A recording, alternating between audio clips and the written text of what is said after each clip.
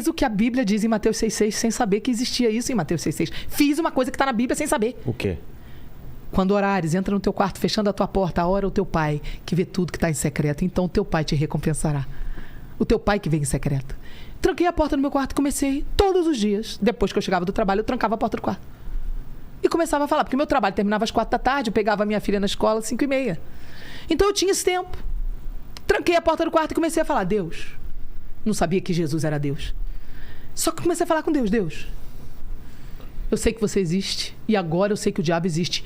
A minha amiga sempre falou do diabo e eu nunca acreditei. Agora eu quero saber o resto dessa história. E eu falava com Deus com ousadia. Revoltada, porque eu falei...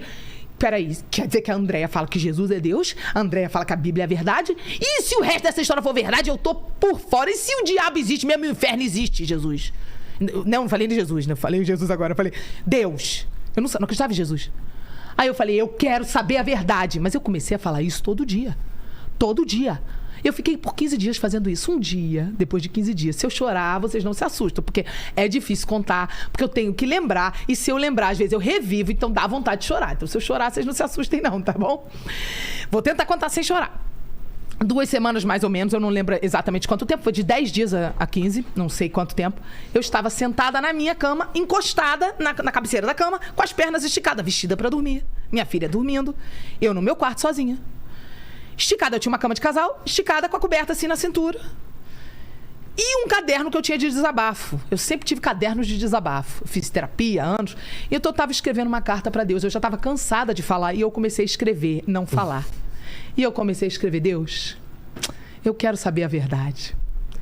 No que eu comecei, vou falar, vou começar a lembrar. Eu comecei a sentir uma presença dentro do quarto. Aquela presença era uma presença muito sutil, porque ele anestesia você. Quando o sobrenatural é muito violento, Deus te anestesia. Senão você morre. Era como uma anestesia no ambiente.